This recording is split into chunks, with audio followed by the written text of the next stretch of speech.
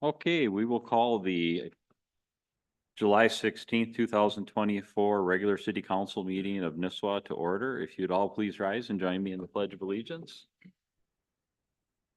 I pledge allegiance to the flag of the United States of America and to the republic for which it stands, one nation, under God, indivisible, with liberty and justice for all.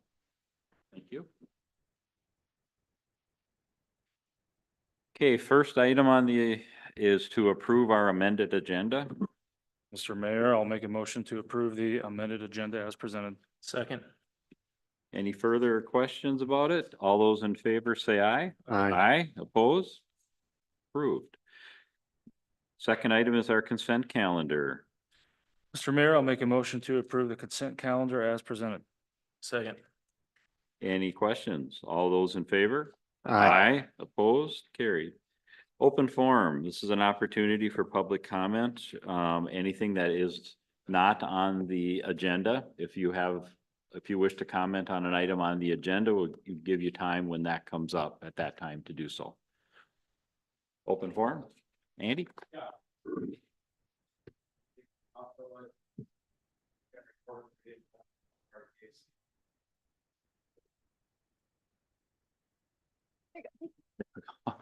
Good evening, council. Just gonna report that we did pull all our THC from our shelves. So that was what we talked about last month, and I noticed I wasn't on the agenda. I just figured I'd give my 2 cents. Thank So- you very much, Andy. Yep. Appreciate it. Yeah, I asked Katie how it went today, so she gave me the lowdown. Yeah, yeah, we got another pre-book shipment in like a week ago, so it is what it is. Yeah. Okay. Is there anyone else for public comment? Seeing none, we'll close public comment. Next item on the agenda under open forum is Elizabeth Waffle, Close, Wafel. Wafel? Yes. Wafel. Okay, from the Coalition of Greater Minnesota Cities. Okay, this is on, and I'll just hand this down to you.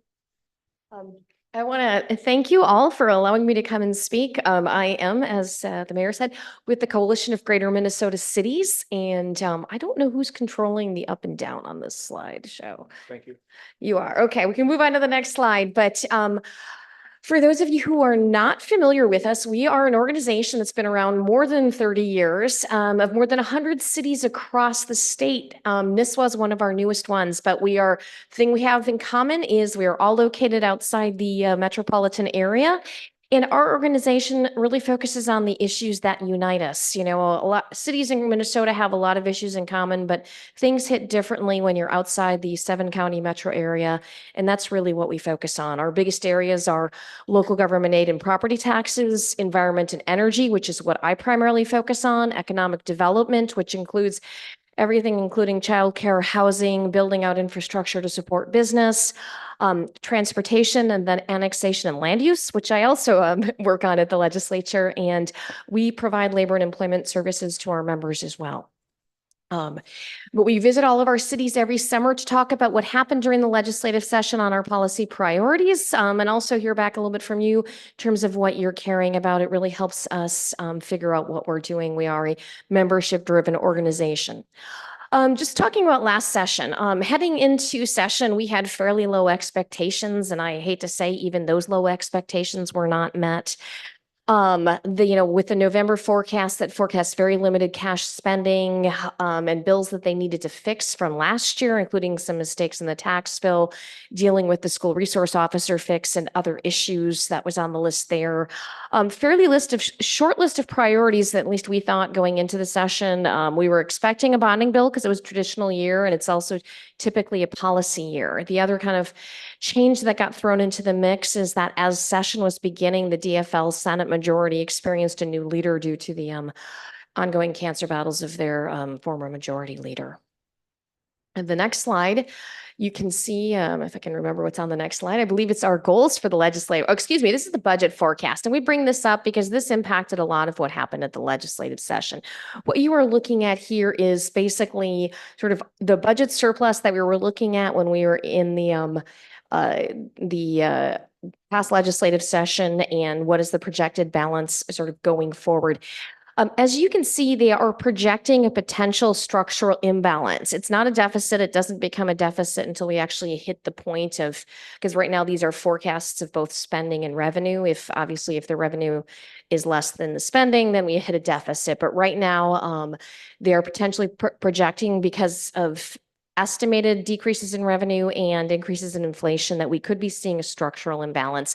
We bring this up because it did impact everything from bonding spending to some of the requests that we made around EMS funding. The next slide should have, there we go, our legislative agenda. We work on a lot of different issues, but some of the biggest ones we worked on was pushing on the whole EMS issue, which I'll dive into a little bit. Working on bonding. And when we work on bonding, we work on programs that benefit all of our cities, things like PFA funding, the business BDPI program, other public grants that run through DEED and similar agencies that help all of our cities across the state. We're also planning on pumping the brakes on new policies and mandates because, quite frankly, there were enough that was adopted in 2023. We were hoping to stop as many as we could in 2024. Next slide. I'm going to focus on 3 of the biggest things we worked on. We handed out a report that gets a little bit more in depth on some of these. I will note it also has all of our staff for the CGMC. If you have questions about anything we're working on or want to get more involved, please do let us know. But EMS was a big issue. This next slide kind of shows why. One of the challenges we are seeing, whether they're owned by hospitals like they are in your area, or by cities, EMS providers in Greater Minnesota are really struggling to operate because the cost of providing services is exceeding the insurance reimbursements they're receiving from Medicaid and Medicare. The next slide really shows the numbers that we're looking at. If you look at what insurance revenues were there compared to operational expenses, annual capital expenses, and sort of the cost of volunteer labor subsidy, we are looking at, approximately statewide $120 million shortfall. And that hits all across the board. The biggest holder of ambulance licenses is local governments. We also have, like I said, a lot of areas like yours where you have your local hospitals who are providing that support. And, regardless of who holds the license, you can only go so long where you are not getting reimbursed enough where, before it really starts affecting your coverage, which is why we took up this issue. The next slide talks a little bit about what we were proposing, looking at both a short and long-term fix, trying to put in some money to stop the bleeding, and then trying to look at a sustainable funding mechanism, trying to put in some policy reforms that would benefit rural areas, and again, looking at longer-term reforms and funding so that we are not facing this situation going forward. Next slide shows you a little bit of what we worked on at the Capitol, but we had a really bipartisan coalition working on this, and we had some good reception in terms of getting hearings in both the House and Senate in multiple committees, but leadership was a little reticent to go forward on it. Because of, again, that lack of a budget surplus I pointed out. The other challenges we ran into was that the governor did recognize that it was an issue, but he wanted to take a slightly different approach and just fund $10 million to 2 regions of the state. That wasn't good enough for us because, quite frankly, we were not going to pick one region to help. We thought the entire state needed the help. We were also hoping maybe that the Republicans might do as they had done last year, which was basically say, if we're going to get a bonding bill done, we need to get this done, which happened a little bit, but not quite. So the end results is on the next slide. We were able to get money for the program for 2 different pockets. So $24 million in payments to hospitals. So the North Memorial, which provides the ambulance service in your area, is eligible. I think it's to receive a couple $100,000 out of this pool. And then there's money for Sprint Medic pilot program, which is trying to, again, look at some new and innovative ways to be providing these services. But didn't get everything we wanted, but we really did bring a lot of attention to this issue, setting the stage for next year because this issue isn't going to go away and it really hits Greater Minnesota hard. So we will continue to work on this.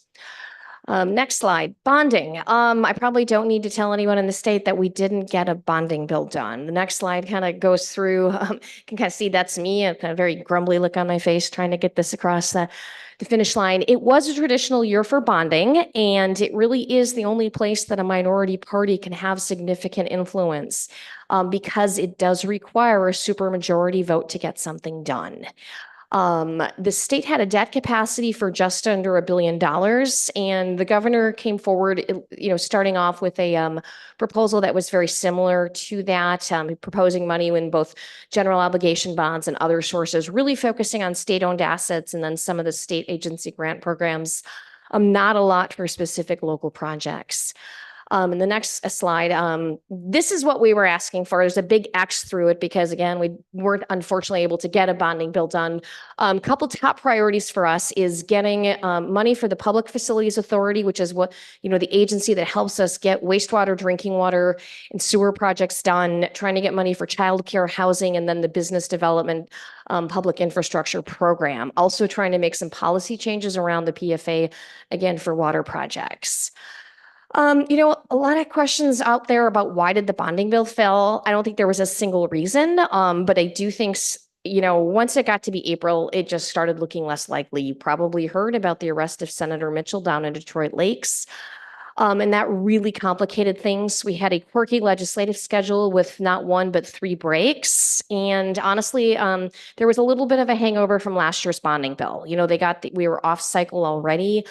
They did a really big bonding bill last year. And so I would say some of the people were not as enthusiastic as we would have hoped. And then as we were heading into the end of session, there were other priorities that took precedence. And we, quite frankly, saw that they ran out of time. And between running out of time and just these sort of disagreements between the two parties, we were not able to get a bonding bill across the finish line. Very disappointing, and is something we will be pushing hard on next year. Housing and zoning, this is something you may have heard about as well. I think across Minnesota, we are seeing challenges with the lack of housing at all levels of income. And so the legislature, several legislators came forward with an idea to try and address the housing crisis by increasing density and addressing several other issues such as climate change and race-based zoning practices as well. The challenge is that they basically introduced a bill without really consulting city groups such as ours, which is, I'm going to be honest, not a great way to do legislation. If you're going to be doing big controversial piece of legislation, you do better when you bring people along.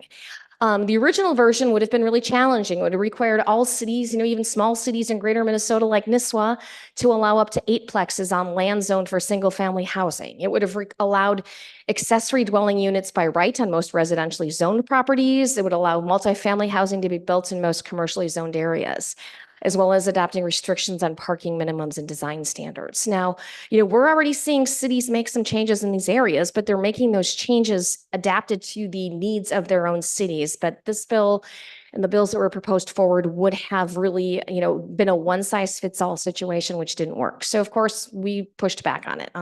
Next slide, talk a little bit about it. Again, it was initially supported, strangely enough, bipartisan support. Both DFL and GOP legislators, as well as housing advocates and developers, but we really stepped forward and, pushed back against it. We testified and worked individual legislators, both the House and the Senate, and worked behind the scenes with the housing chairs to try and amend the bill and try and find a compromise. Trying to also get them to recognize that this really hits differently in greater Minnesota than it does in the suburbs, that, you need to solve problems a little bit differently. Ultimately, there was a version that was passed on the floor in the House, but it died in the Senate due to suburban opposition. And we'll likely see this revisited next year. So this is something, we're already talking to the housing chairs about this. They're actually going to be at our CGMC conference next week they'll get to go before our members. I'm sure that will be an interesting discussion for them, but we are going to be pushing hard on trying to come up with a solution that makes sense for our communities and is not a one-size-fits-all solution. Other priorities we worked on quite a bit, different things, just a few highlights. Local sales tax. As you may know, there's a moratorium right now on passing a local sales tax. We worked with other city groups to try and make sure that, this could go forward. But quite frankly, the Senate and House tax chairs could not come to an agreement, so it got kicked down the road to next year. We are working on some issues having to do with prevailing wage and TIF. Small city streets has been a priority for us because we know cities like yours, it is hard to finance the streets. And so there was a one-time bridge funding. This is a program we helped create a number of years ago and have been pushing on funding and permanent funding ever since. The permanent funding will be phasing in. That was passed last year, but there is this sort of dead zone where it hasn't ramped up. So there was the push for one-time funding that, which will allow about $50,000 total coming to your city this fiscal year. And then next year, I think it kicks up to 80. So something we've continuing to work on, trying to make sure that transportation policy makes sense and that safety is a priority. And then finally, there were some potentially problematic bonding policy language in the bonding bill that we worked on and pushed back on, and that did not go forward. That would really make it challenging for a lot of cities to do receive state bonding money, whether directly or through grants. So another top priority for us this session. Looking ahead, next year, it's an election year. Every House seat will be up for election, and it means two things. One, we could see a change in control of the legislature. I am not willing to make a prediction either way at this point. I was wrong on my predictions last time. But the other thing I'll say is we are seeing a lot of members retire. And I think that will have an impact, both senior members of both Republican and Democrats, particularly in Greater Minnesota. So a lot of changes. We could see a change in the Senate majority. And we will be working even before the election to make sure that all of these candidates understand the needs of Greater Minnesota. We send out candidate packets and try to meet with folks in advance of the election or after the election to make sure they understand the unique needs of Greater Minnesota. Then obviously it's also an election year for other important seats, but the legislature will convene on January 14th and we are already starting to get ready for that. These are upcoming events. I would strongly encourage you, if you have the opportunity, to come to one of our events. Next week, we'll be down in Waite Park in St. Joseph. In November, we hold our fall conference after the election so that we understand and know who's going to be in charge, because that does drive some of our priorities.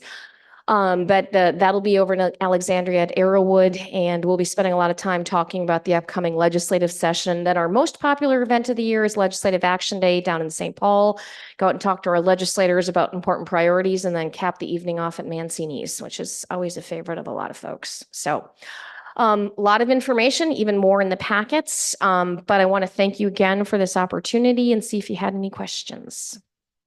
Any questions? So- Thank you. So what did the state legislature accomplish last year? Sorry. Well, we got $10 million more for small cities. I'll be honest, sometimes it is for us. I don't know if I would say they accomplished it. For us, seeing things not, I mean, I hate to say it, but sometimes defense is a win. So we were pleased to see, we were able to sort of tamp down on some of those policy changes. I think the biggest, they didn't get a lot done. I mean, that's why I said our, low expectations were not met. We were pleased to see funding go into the EMS, which we think was a real significant priority. I think, the previous year in 2023, we did see significant funding put into some of the programs that we do care about, like housing, and it's the PFA water programs, but there's a lot of things. Yeah, I'm not going to kid you. This was not a great legislative session. I can tell. On that note, though, being here, taking your time to come here, there's obviously something that we can perhaps do for you. Is there anything that you'd like to tell us or suggest that we can do? Honestly, the best thing you can do is stay engaged. And what makes us powerful at the legislature is our very engaged membership. And so on one of the full handouts I gave you, you'll see, for example, a list of our committees. Our committees start meeting in September. When I say meeting, again, our membership's from Greater Minnesota. So this is all virtual meeting. We do a lot by email, but we are always looking for input on our policies. If there are particular issue areas that impact your city, we bring in people to testify on our bills or help us, shape our discussions. I was explaining to a city earlier today that, you persuade people a lot through stories. And so helping us understand what's impacting you is also really important, because that helps us go to the legislature and talk about, this is how it's going to hit Nisswa. This is how it's going to hit cities outside the metropolitan area. So that's really, where I think we can use your help. You So can tell you when you go back to Capitol, you can tell them that another lame duck session would not be appreciated. So Okay, Yeah. I will do that. Yeah. Mhm. We look forward to a more engaged and proactive 2025. We to hope say so the too. least. Yeah. Thank you. Thank you. Thank you. Great, thanks. Appreciate it.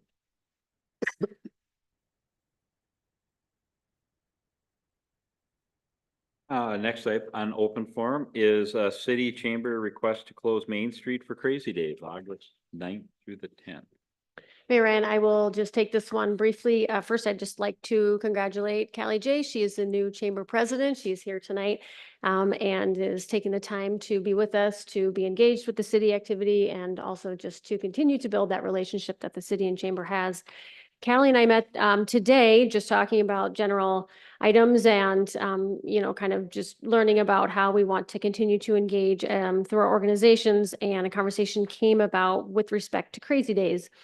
As the council may know, Crazy Days gets to be very busy and is a great event for a couple days where businesses will put tents along Main Street, right outside their storefronts. And as we've observed from a staff perspective, it does get to be challenging getting cars there. There's lots of pedestrians in the area. And we decided that we would bring forward the idea to close Main Street for that event for those couple of days.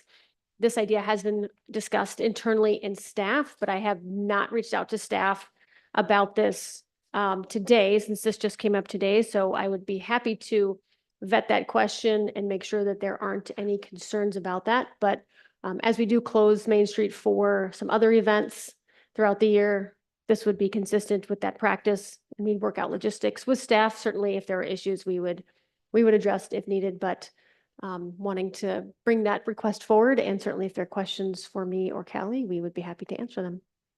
I know we closed Main Street, a portion of it for the lighting one year, I believe. We do, yes, we close, yes. Okay, So it's the same, but it would be the same, so only, it would be open at Main Street and City Hall Street would, that intersection would be open Correct. 3 ways, correct? well, You we wouldn't close be able that, to go downtown, but you'd be able Correct. to go, so it'd be yes, three-way yes, you could versus cross four-way Nisswa Avenue, you could intersection. go north, yes, Okay. yes. And So then you basically would at be Main Street, closed Ale off House at to Lakers Ganley. Lane, and the alleys would be left open. Correct, yes.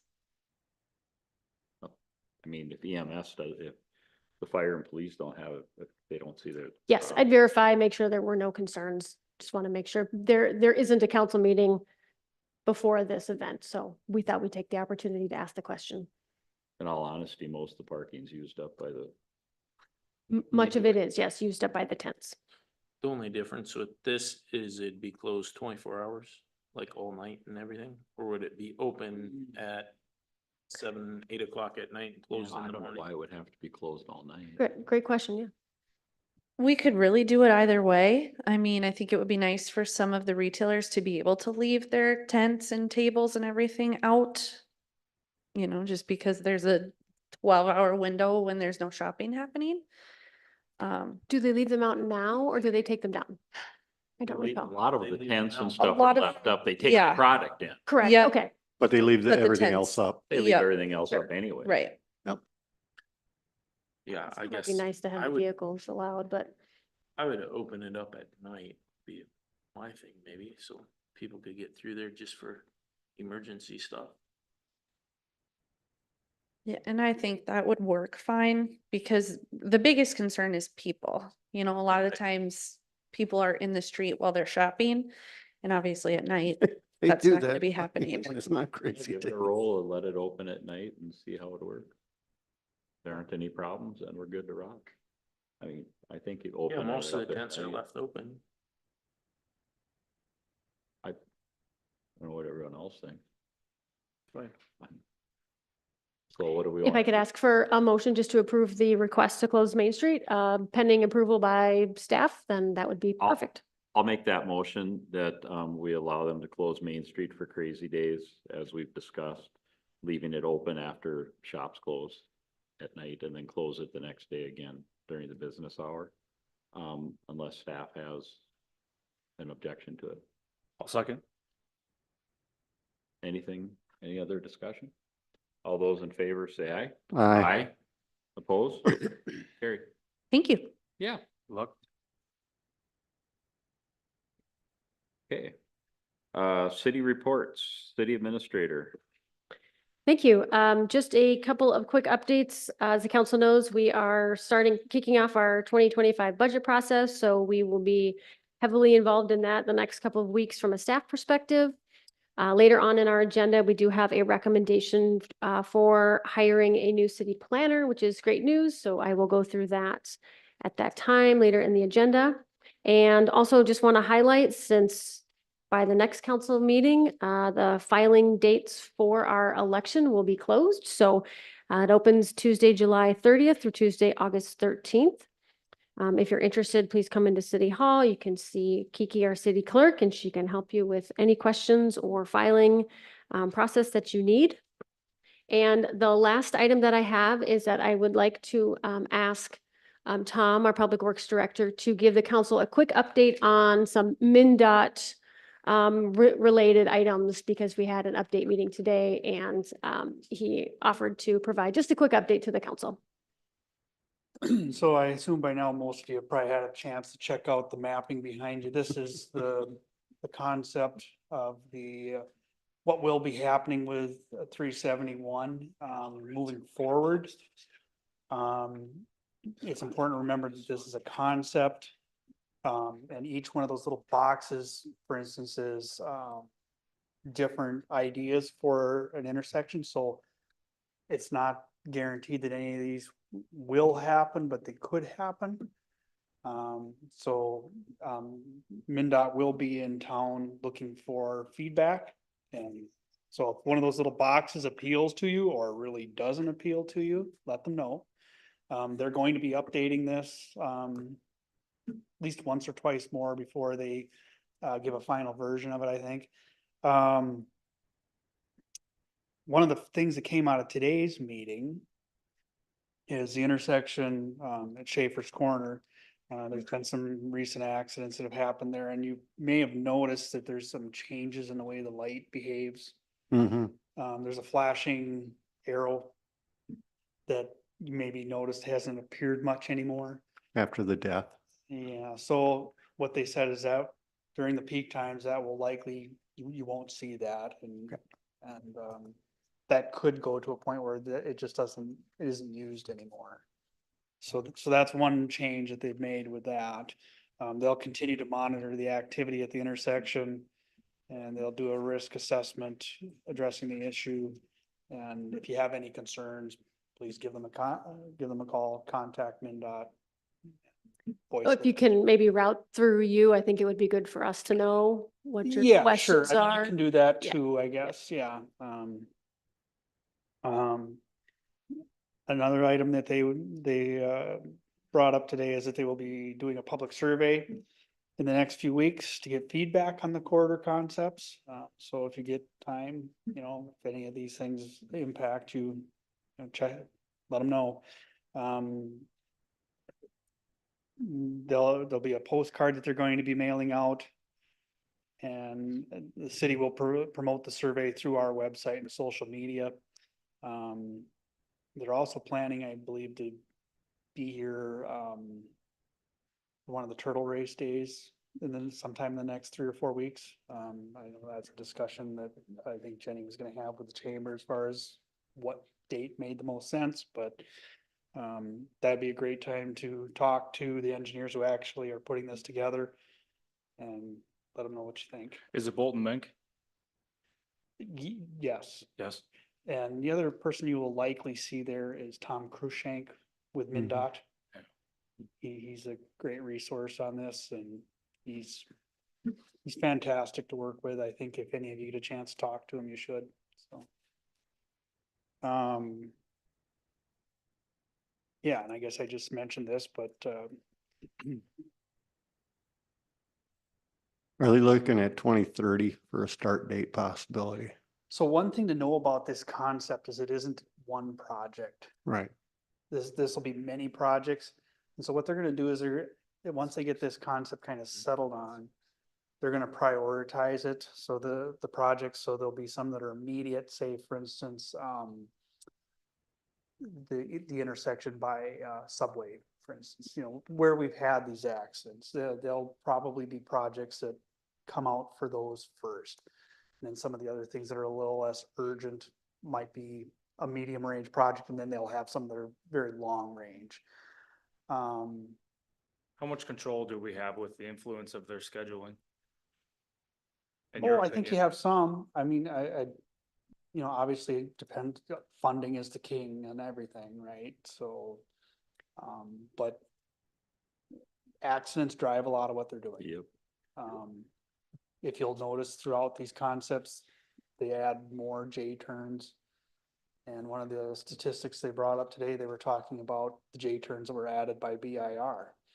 And I can't remember the exact time frame that he gave, but there were 25, I believe it was 25 right angle accidents at BIR during that time frame. Well, they had a similar time frame that is passed now with the J turns in place. They've had 0. The right angle accidents are where people die. So that's why that's important. And so you will see them, just like roundabouts, they're a tool that they're gonna use more extensively in any project that they work on, and it's spread throughout on this, so. There's some good things too. I think this might be one of the longer term projects, possibly middle or longer term. Down by Gull Lake Drive, if you're familiar with where the fishing contest leaves to go out onto the lake. They're gonna How pave there's the that little culvert area? gravel road through there. Yeah, they're gonna pave the culvert area? What's that? They're gonna pave the culvert? Yeah, Frontage yeah, road? there'll actually be a frontage road that connects all the way across through there. That's one of the concepts that they're pursuing. And I think that'll be a great addition for us. And part of that will be doing some mitigation to keep the snow that blows across the road in the winter time. So I think they've got a lot of good thought going into some of this stuff, but Now, will this put us in a push for backage roads or not? it really depends. Development will drive it, and they've said this too. So for instance, if any one of these intersections that we've been talking about, if all of a sudden that development starts to happen, you will see projects that they show here related to it start to happen. One urgent one that they did discuss was, if you're familiar with the public access that goes down on the Gull Lake, there's Mhm. been some serious accidents there. I think there's been at least one fatality that I'm aware of. That intersection will probably be a priority. And likely what will happen there is the leg coming off of the lake will be closed, and you'll be forced to go either north or south to get back on the 371. And they have a couple different options, I believe, here for how they would treat that. But that's one of the ones where it would be probably one of the first projects you'll see coming out of this. One statistic they brought out of that, and I hope I don't get this wrong, so don't hold me to this, but a fatality, avoiding a fatality allows them to budget up to $14 million to avoid that going forward, do a project. But between, emergency services responding to the accident, the death of the individual or individuals, other things related to it, but it can have an impact on justifying a project up to $14 million on roadways. So Now, wait, for clarification, did you say to avoid a death, or is that a per death? I think it was per death or a death. I think yeah. that's been shown to be the cost when that happens. And so then they use that and say, well, in similar areas where maybe a similar, pattern is happening, we know that if we don't address it, potentially here's the cost of a death in that area because of what we've seen in other areas. $14 million. Basically, the engineering of the intersection, say, was to blame, so they want to fix those. Yeah. Typically, that's when you do an accident report, you typically, if engineering was a So if problem. you, in Right. my interpretation of that would be, if you ever see life flight landing at or near one of these intersections, there's probably a high motivation for MinDOT to address that. And so you'll see one of these solutions that they've proposed probably come into fruition sooner rather than later. One last thing I have to mention, the city staff will be meeting with MinDOT and Crow Wing County to discuss local road connections, the backage roads. next week.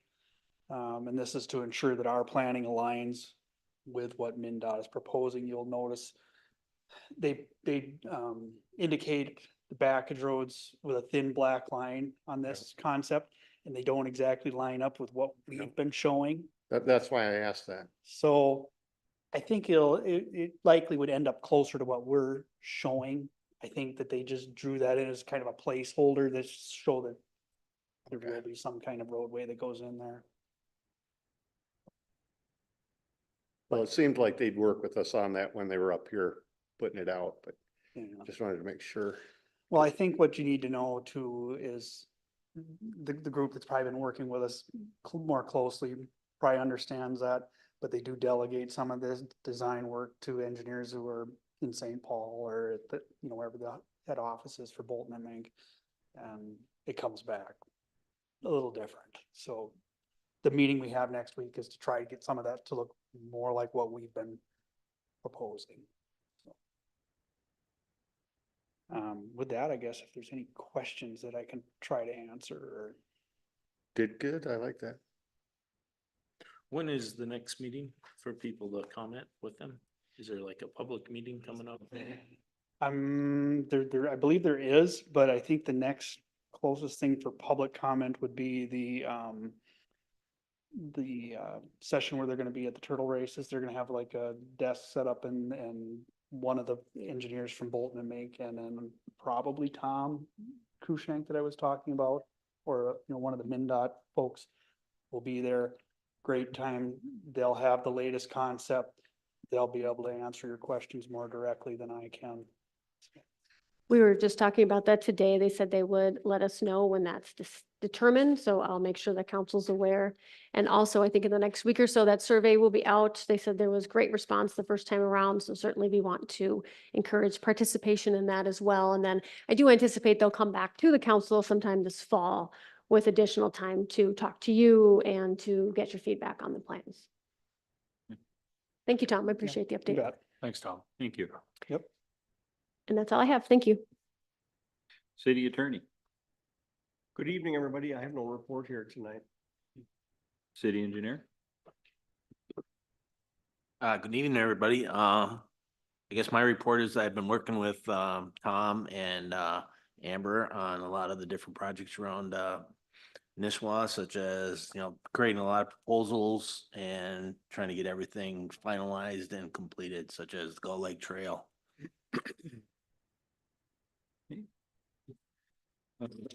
Thank you. Okay, new business. First item under new business is Verizon cell tower site plan. I can kick this off, and then we do have a representative here virtually that we will bring on the screen for you as well. So in 2016, conditional use permit and variance were approved for a cell tower to be located on city property in the central business district. That tower was never constructed. Since that time, the city has become aware of park grants, both through the federal and state DNR that were given to the city.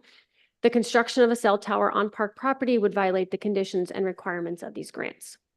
Verizon, through Buell Consulting, recently contacted the city once again to obtain the necessary permits and variances to construct a cell tower in the central business district. They would prefer to construct the tower as close to the original approved location, but would proceed with an alternate location should the city deem it favorable. And tonight, we are here because Bethany Soderlin advised Buell Consulting. We have Mr. Krog, I hope I'm pronouncing that correctly, here to discuss their proposed location, provide some information to the council, and then hopefully the council can provide us with direction to move forward in assisting in this process. We also have a communications ordinance and can maybe work through some of those logistics, but I think for now, we will just turn it over to the applicant to talk about what they're proposing and provide us a little bit of background, which will then help our conversation moving forward. Yes, thank you and good evening, everyone. Can you hear me okay? Yes. Yes. Okay, good, thank you. Right, so several years ago, about 6 years ago, Verizon signed a lease with the city for the proposed tower site. There was the plan at that time was to replace a light standard at the ball field with a pole that could handle cell phone antennas as well as the lights for the ball field. They got the conditional use I believe they went completely through the conditional use permit process and had everything in line, but probably for financial funding reasons, the site got put on hold and it didn't come back to life until late last year or early this year when I reached back out to the city. So in the meantime, the DNR and whatever other grant situations came to light. I guess that's the silver lining here is we didn't build something where we couldn't build it without permission. So we have redesigned, so to speak, the site to it appears from maps and surveys that Verizon did and maps that the city provided. One in particular that showed a roughly drawn grant area on a map around the ball field. That kind of some of the lines lined up with parcel lines from the surveys that Verizon conducted. So I put two and two together and figured, well, the equipment area was originally appears to be outside the DNR grant area, but the pole would have been inside the grant area. So our proposal now is hopefully the least amount of the path with the least least resistance, I guess you would say, would be to move the pole instead of replacing a light standard, move the pole outside of the DNR grant area and put it adjacent to Verizon's equipment area, which to me, from the maps that we've seen, appears to be outside the DNR grant area. So what we're requesting the city to do is take that site sketch that you have in your package, I believe it's page 23 or 24, maybe both of those pages, that shows the pole adjacent to the equipment area. And if the city could take that to the DNR and request, I guess it's a determination as to, confirmation that everything in that location is outside the DNR or whatever other grants the city has received area. So hopefully that makes sense to everyone. So we're still not sure if the DNR is if we're where we need to be. We're not 100% sure. Right. And so we want P&Z or the city to verify this is what you're asking. Yes, sir. If the city council was agreeable to this proposed idea, this location as an idea, then yes, that would be one of the steps that we would want to take, is to ensure that is outside of that grant area. I don't know if that's been verified. Amber's here if we want to ask, but that would be one of the steps. Yes. I think there are other considerations with respect to the location of this, with some of the improvements that we have been talking about with the pickle. Yep. And I do also have a question regarding setbacks for the city attorney, with respect to proximity to the OHW that's in our ordinance. So there are some questions that we do have, but to answer your question, yes. But Jenny, to be clear in what you just said, or I shouldn't say to be clear, but maybe just to clarify, what you just said is, and what he was talking about is, let's find out from DNR what they think about this prospective site and how it may or may not impact that grant process. But if you approve that process to go forward today, you're not. Is it on? Yeah. Okay, thank you. Just You're not approving this site. We're not asking you to approve the site now. Correct. Just the site plan. Just the concept, enough to drive forward with DNR to determine whether or not it interferes with the grant process. Do I have that right? Yes.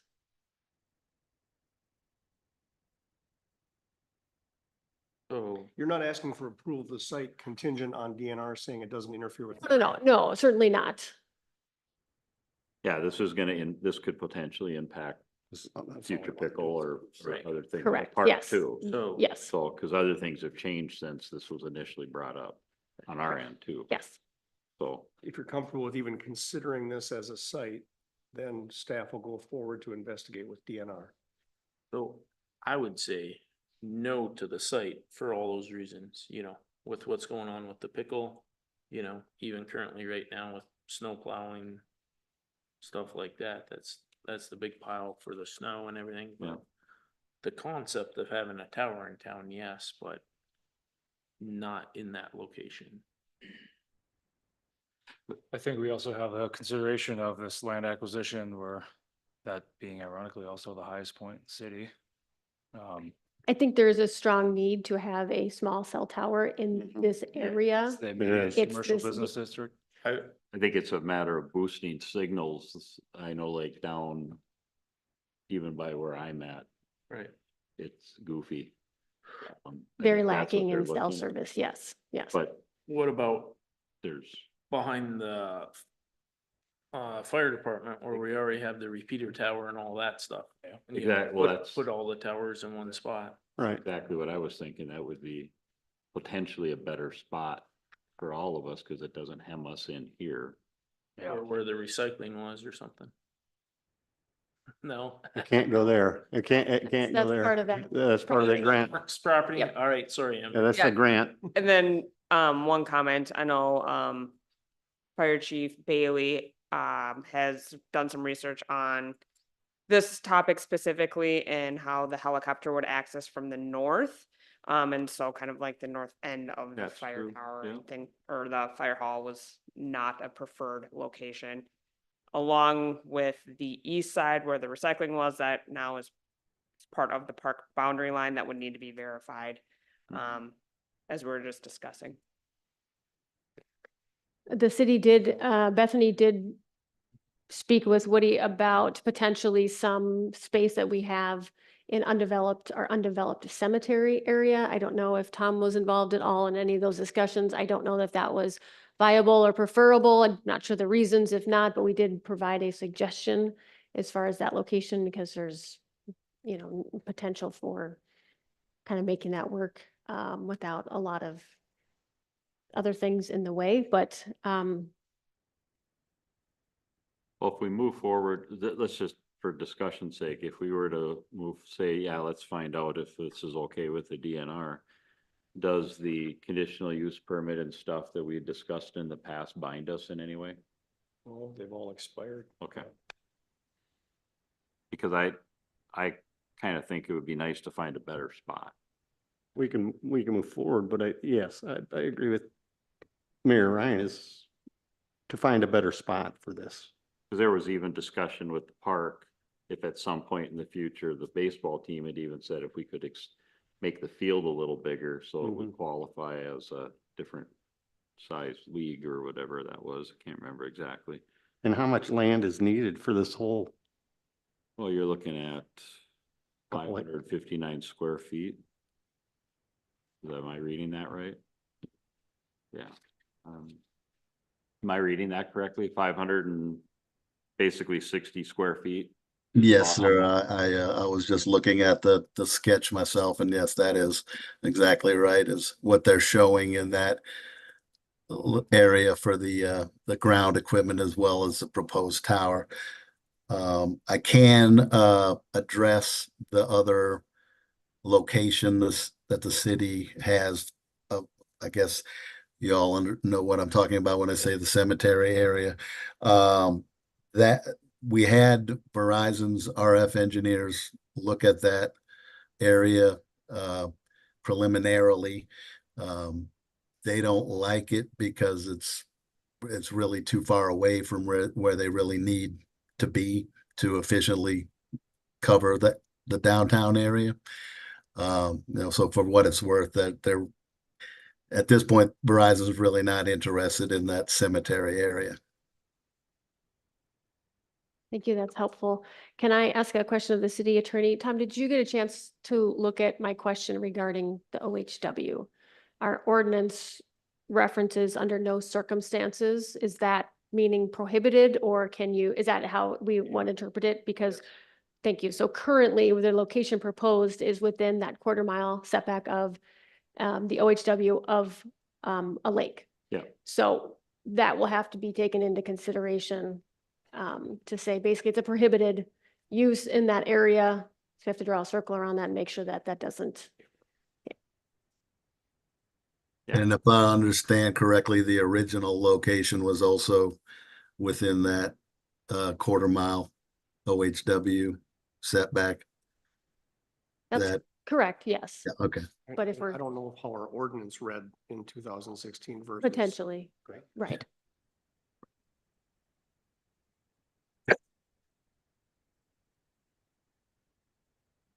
So what's the council's wish? I guess Have there been other targeted sites, option A, B, C, D, E? Are we to discuss amongst ourselves what we can find? I mean, I'm looking at plot here, showed Mayor Ryan Yeah. a potential location next to the northwest side of the roundabout that we just constructed on 18, for example. City-owned land. the Northwood, yeah, basically. Shaking the your head, yay?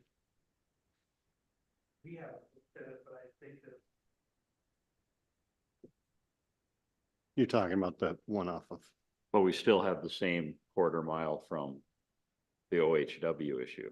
Which would be a variance, no? Well, if it's a prohibited, that's prohibited, which means you can't Yeah, do it. and we don't have much of any control. That's the state. Do we have the donation consideration from that family that's east of the cemetery still? Or is that too far away? That would be too far but he away. just said that wasn't, due to their RF, that over there wouldn't be. So basically Good. Oh, where, you're talking about the property that's out there just to What the east. options do of we it. even have at this There, point? there's not an option within downtown that's more than a 1/4 mile away. Right.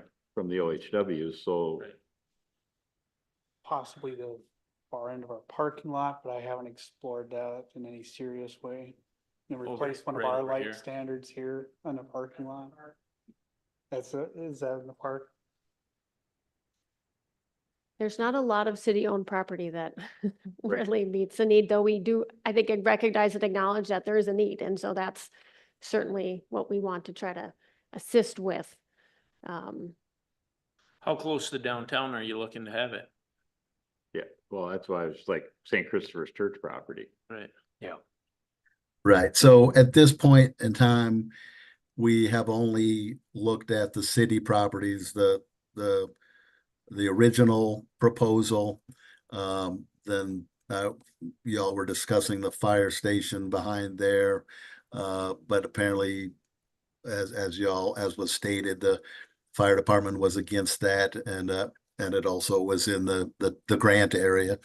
And then the third would be the property by the cemetery is the only locations that have been considered at this point. Let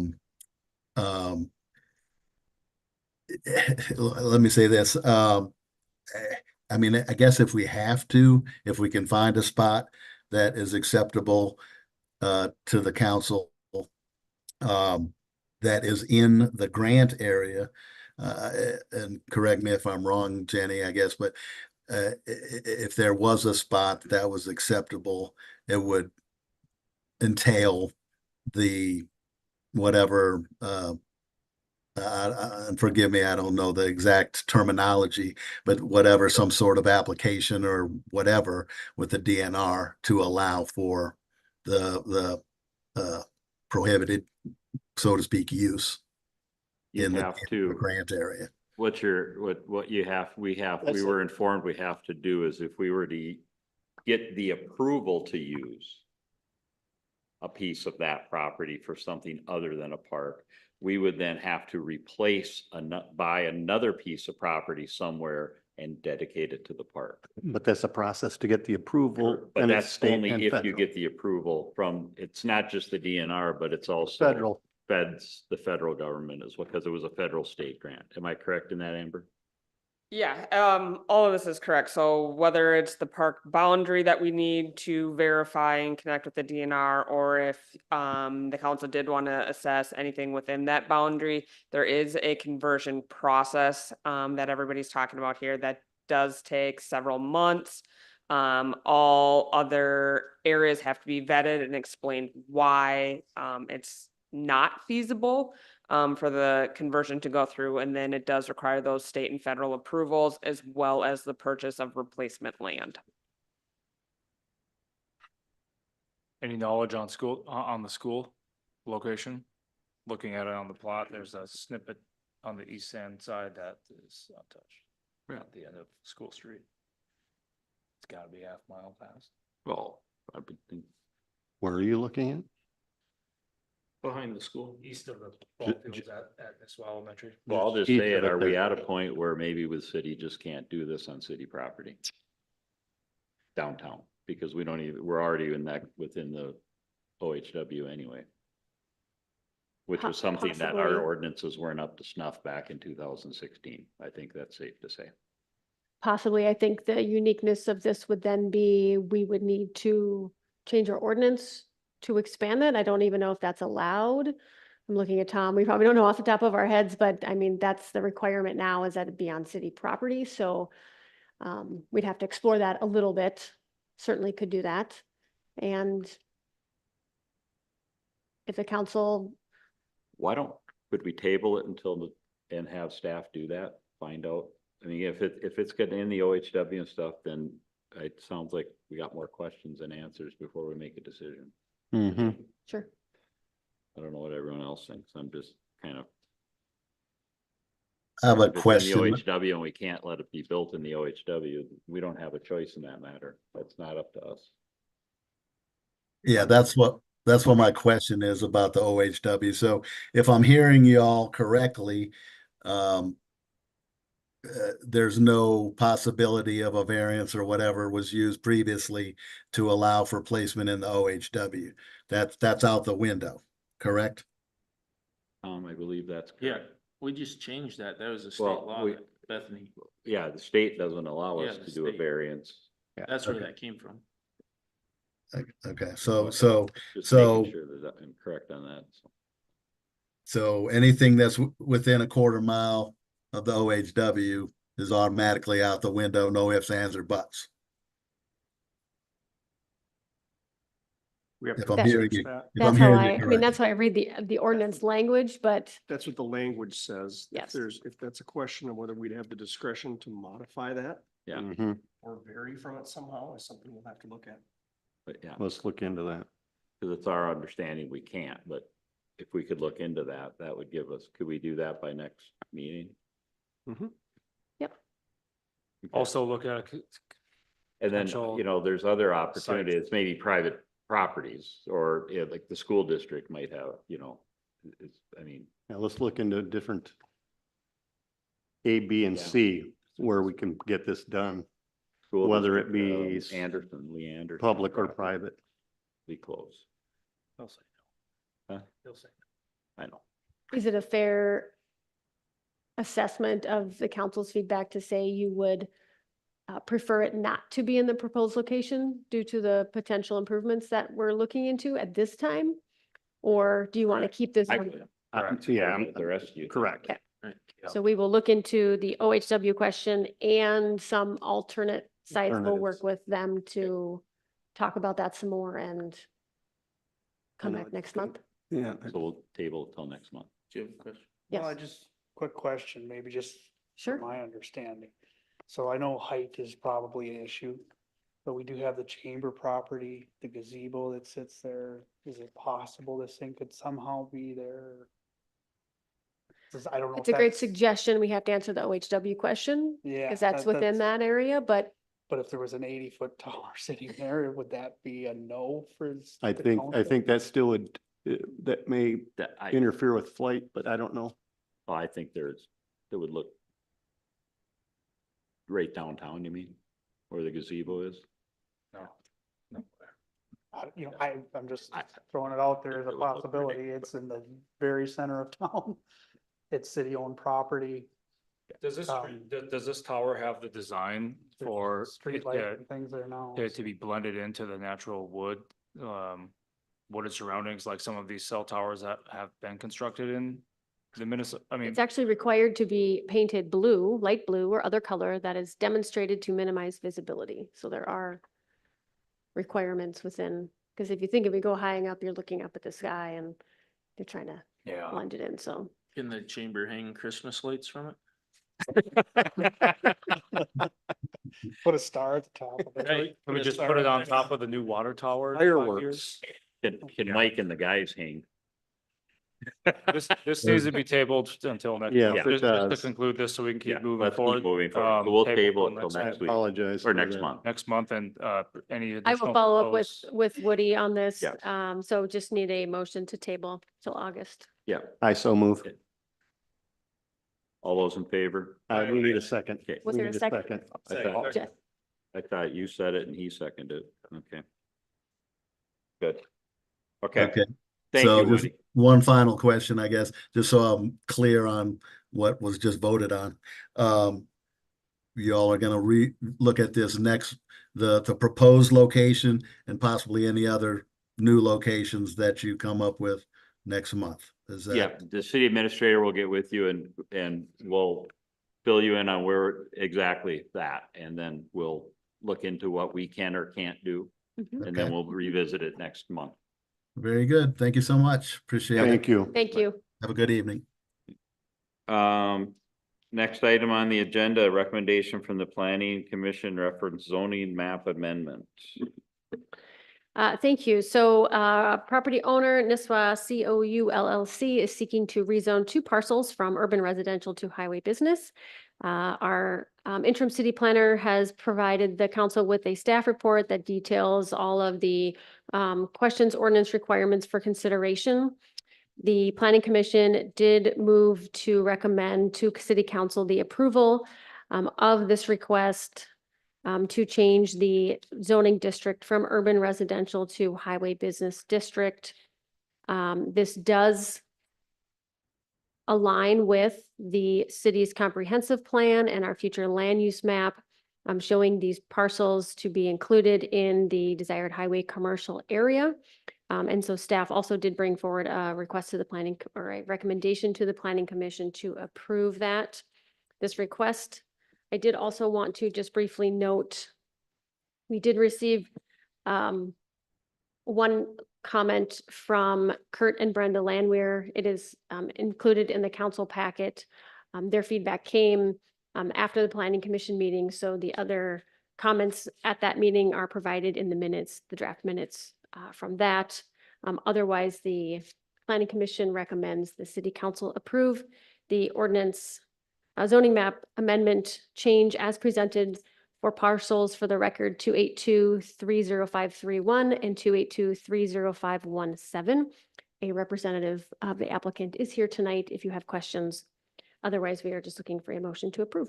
Well, you know me, I keep wanting all that buffer zone, natural buffer zone between 371 and anything that goes in there. And I just want to make sure that we keep on top of that. Understood, that would be a component of a specific application that would Right. come forward to the city, and we could condition that application to include certain buffer zones or other requirements that we would deem appropriate. Does anyone have any questions or I'll entertain a motion.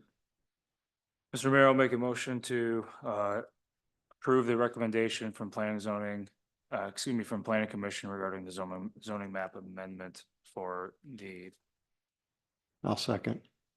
Or do you want to put those in? to rezone parcels 282-30531 and 282-30517 from urban residential to highway business. I'll second. Any further discussion? All those in favor say aye. Opposed? Carry. Mayor Ryan, can I also please have a motion to publish the summary ordinance in the newspaper? So moved. Second. All those in favor? Aye. Opposed? Carried. Gull Lake Trail final pay request. Thank you. So this it was noted in your packet, this information will be provided prior to the meeting. It is not complete, and Amber, Bill, and I are working to ensure that we provide the council with the correct information and getting all of the quantities finalized before we bring this to you. With that, we were informed by the DNR that we need to have the final pay request submitted by August 9th. So my request to the council is to schedule a special meeting to approve the final pay request, because we don't have very much time, and unfortunately, we just need to get that done. So I'm hoping, Tom, you have a comment? Do you need a special meeting or can you just continue this one? This agenda item too, so you don't have to post and everything else. Either way, yes, certainly we can accomplish. I'm just making sure, I'm just stating we need to schedule a separate time to finalize this. So my suggestion or ask is Monday, August 5th. Is that okay for you? Or earlier. I'd say the sooner the better. I just don't know. I don't know when we're gonna have things finalized, so we can follow up with the council. I'm just figured that would definitely give us enough time, but if we table, we have to table to a specific date. So that's the question. If you want us to wait until we're done and then schedule a special meeting, or if you want to pick a date now. What's all left to do? Woodseth is working with Anderson Brothers to finalize the quantities from the final set of work that was completed and make sure that all of the change orders are recorded properly and kind of wrapping all of that up. Is that fair, Bill? Yes. I would just say email all of us when you have it prepared with option A, B, and C.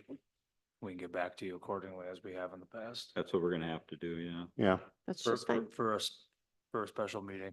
'Cause we And can since do you're it gonna soon. have all this together, if there's anything, Well, if we just, workshop wise, why not?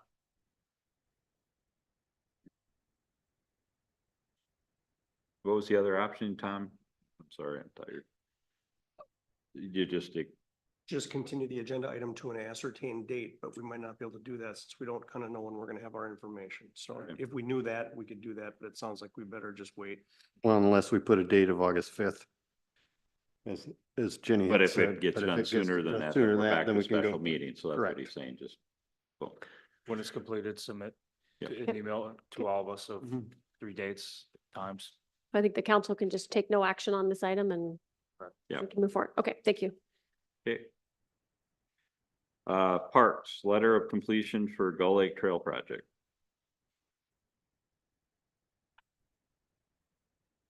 This is part of the requirement for our final reimbursement, so Oh, we okay. just need to certify that it is complete, and this is just part of the information. So if you guys want to do this tonight, or if you want to do it with the pay We'll do it at the same application, time.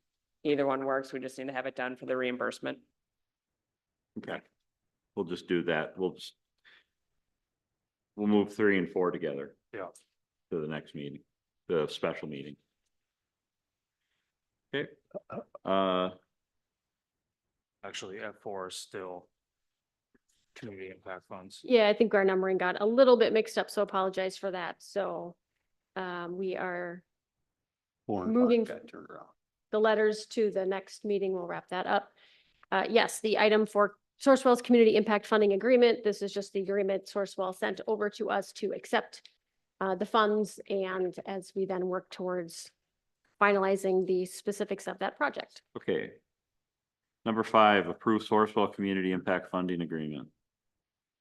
That's what Jenny just said. So I'll make a motion to approve the Sourcewell Community Impact Funding Agreement as discussed. Second. Discussion. Annie? I don't think anything All that hasn't been said already Yeah. in regards to, Okay. so. All those in favor? Aye. Aye. Aye. Opposed? Carried. Number 6, approve early retirement incentive program. This has been discussed as part of the Employee Retention Committee and Personnel Committee conversations with council, with staff. So providing something for the council to review, and if you wish to adopt, assuming you do adopt that, would make that effective immediately. But certainly the council has your discretion as to when you would like that effective. Anyone have any questions? Or I think it was a great opportunity to be able to sit down with them, and I bought pizza because I had to accidentally cancel the originally planned, so sorry guys again. But I think it was a great discussion. Mhm. On the personnel committee with the heads, or actually the ERC and Jenny, so went good? I think it did. And the next few slate of policies and So I'll make a motion that we accept the policy as presented. I'll second. Any further discussion? Questions? Okay, all those in favor say aye. Aye. Opposed? Carried. Number 7, employee recognition plan policy. Update. Yes, so I did present a draft of this to the council in June. You directed it to be incorporated into the employee recognition plan. I did discuss this with staff at a department head meeting, and they provided some feedback that suggested the personnel committee be the group to evaluate the nominations for employee of the year. So I made that change. I also adjusted per conversation with Councilmember Zahn, the cost of the event to a not to exceed of $5,000. And also left the location open to where this event might be held, thinking, certainly somewhere in Nisswa, but could be the community center, could be the Pickle. As Jesse suggested, maybe as an option, some other things like that. So that could be flexible, that could change every year depending on what the event might look like. The one component I did not incorporate that I would ask for council feedback on, if you would like to incorporate that into the policy, is if you would like to include a cash award to the winners. So currently the policy reflects a plaque would be presented. I did verify with our auditors that a cash award is possible if the amount is specifically noted in the policy. So whatever that amount is, we would specifically say what that is. And then the cash award would be considered taxable income to the winner, subject to applicable withholdings. So just as an FYI. So that would be one question I have for the council, if you'd like to incorporate that.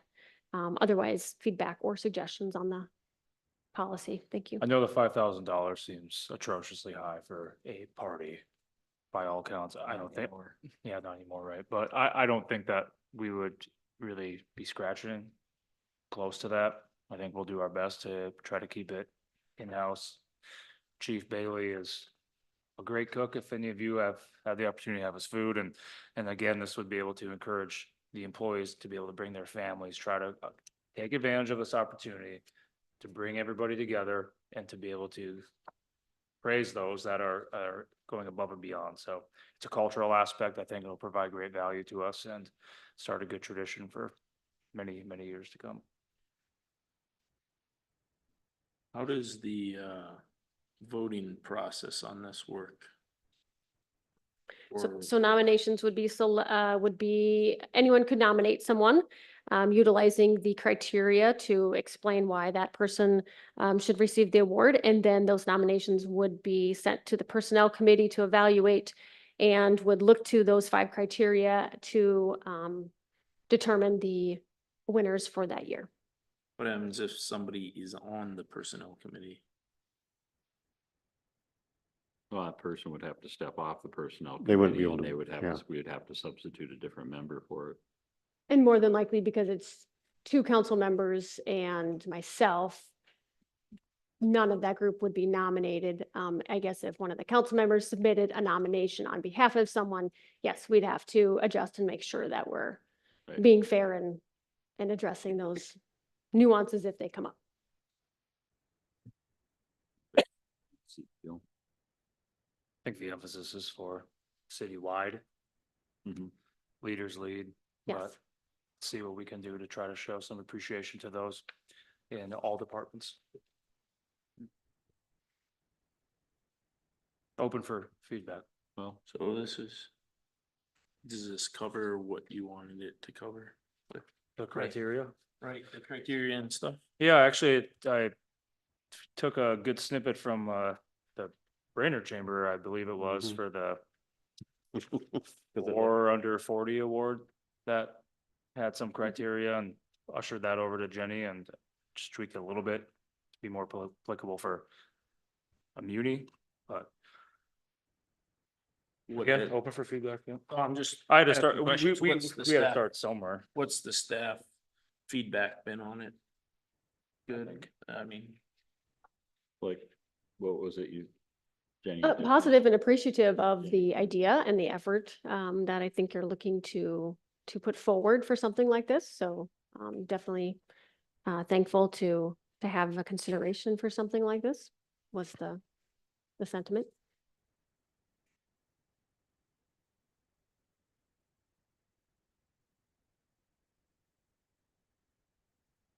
Yeah, feedback was good.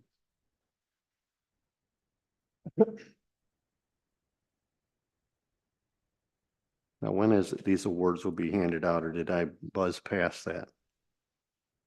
We would hold the event in the fourth quarter. So again, I left it broad just to make sure they picked timing that was appropriate. So nominations would actually be due here, it lists August 15th on a normal year when this is established and people expect that. So maybe this year we would adjust to allow for additional time to submit nominations. But then the event would be held sometime in the fourth quarter of the year and have the gathering at that time and the awards. Well, I'm good with it.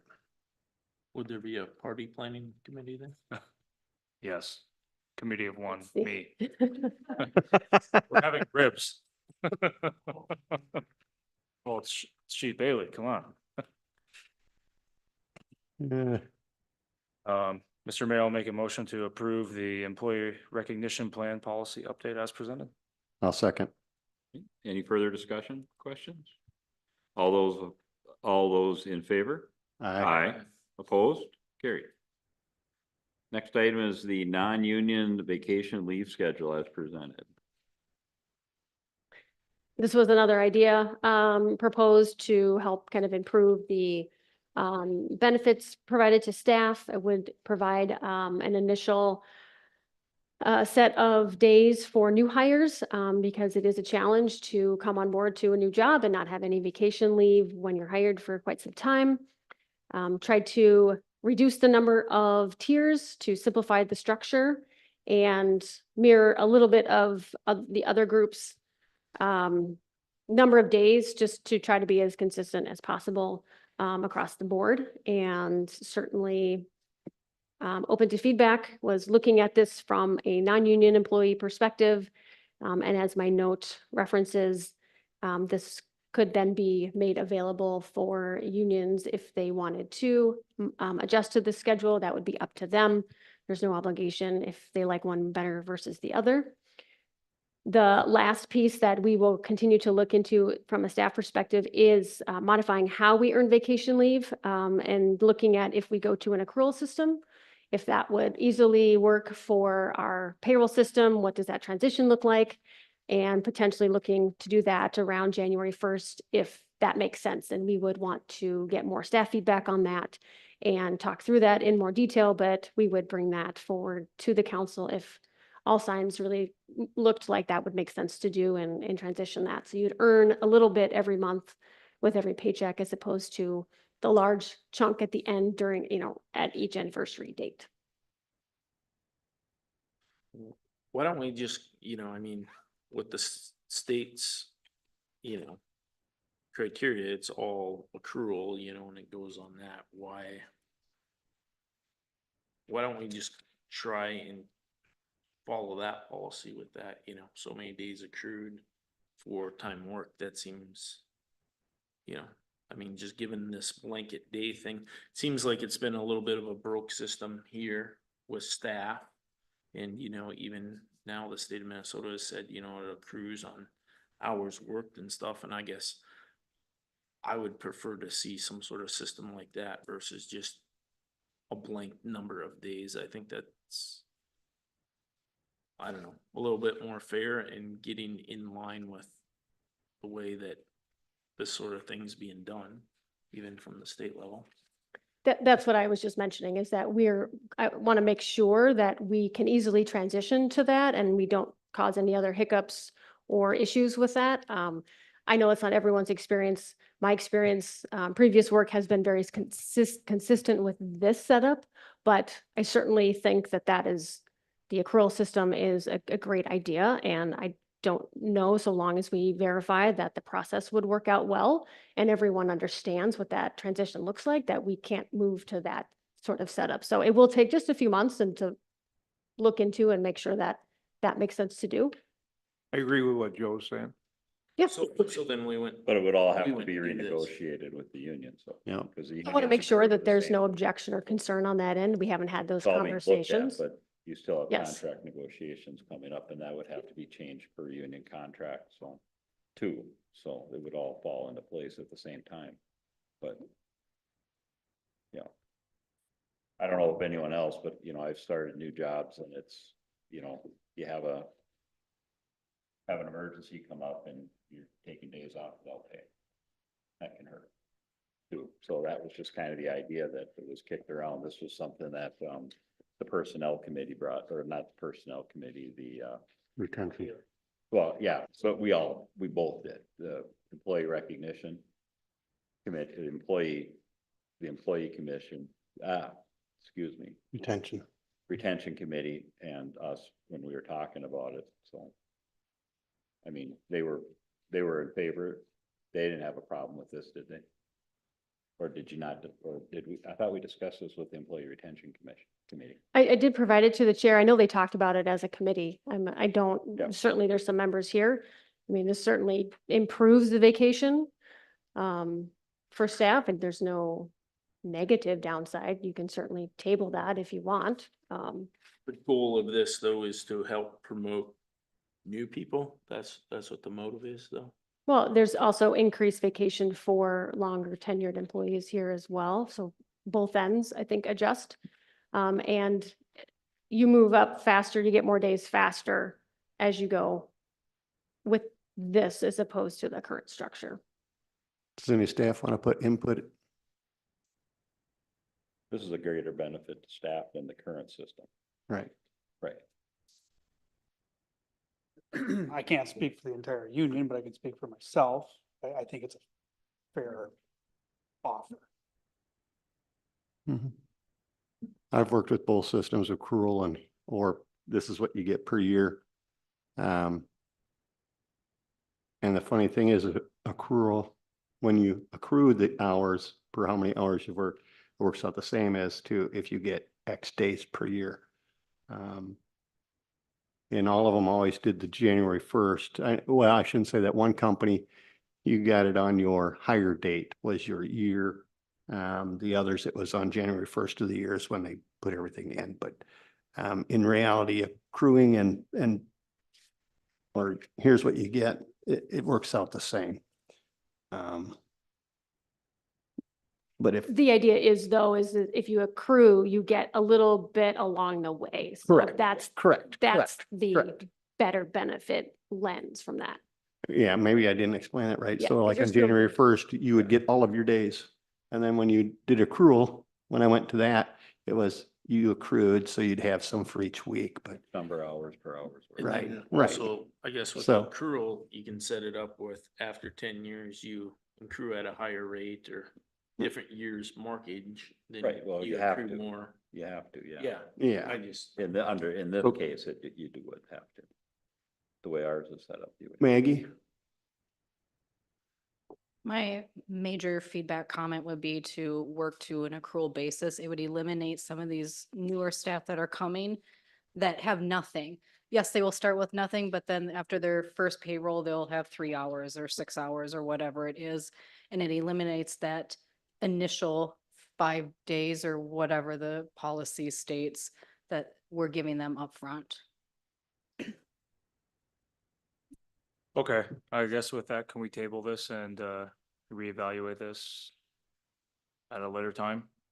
Maybe Is there next something month? specific you're looking for? Well, is Or there, you just want to have us go through that accrual? Be a lot of objections to it.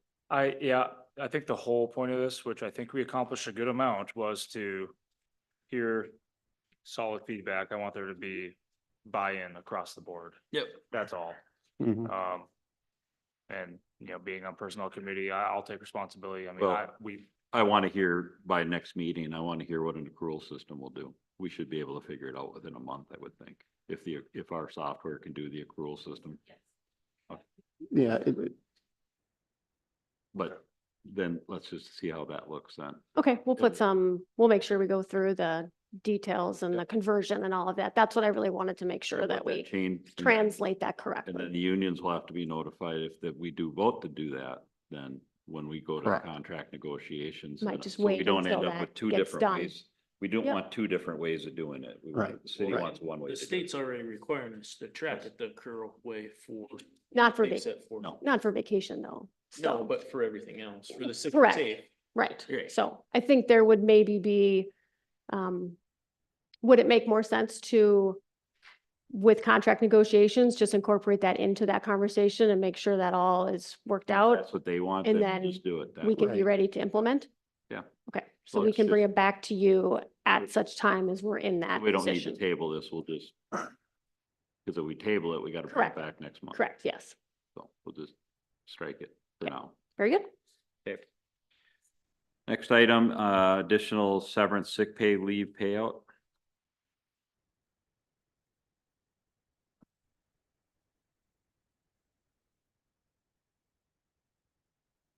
Questions?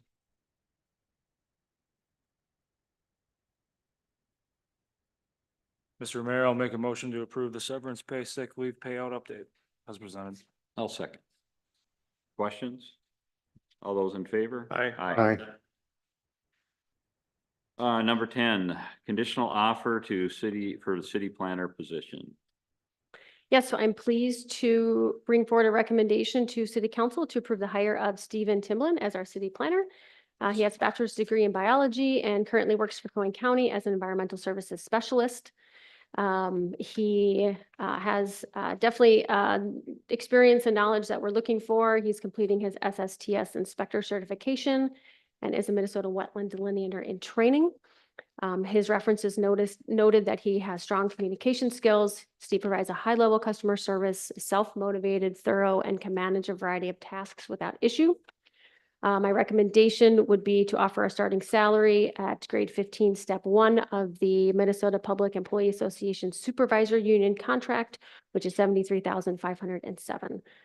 Included in this recommendation is, of course, approval subject to a successful completion of a background check. And his start date will be August 19th. I'll make a motion to approve the conditional offer as presented by staff. I'll second.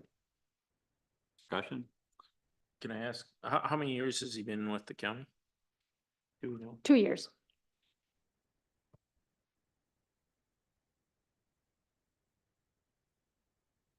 Any further questions? All those in favor? Aye. Opposed? Carried. Okay. Mayor and council member reports, if there's anything that anyone has. Joe? No. Jesse? Sir. Bruce? Yeah, I'd like to make a comment at this time about the 4th of July celebration up here and all the great work that the city staffers did and all the volunteers and the people from the chamber. I was up here and witnessed it myself and things went pretty smooth. Thank you all. Mark? I don't have anything. Okay, and I don't either. Next item is a recommendation to move to closed session pursuant to Minnesota statute 13D05 subdivision C, reference consideration of offer for property purchase. When we return from closed session, we will be simply to adjourn. Yes, and if I can add to your motion, I apologize, Mayor, I forgot to give you this piece of paper. So we do have to identify the property IDs. That would be for 281-50636, 281-50637, 281-50547, and 281-50604. I'll amend my motion accordingly. I'll second. All those in favor? Aye. Aye. Opposed? We are now in closed session. We'll give. And a few minute recess to reset. Yeah. Thank you.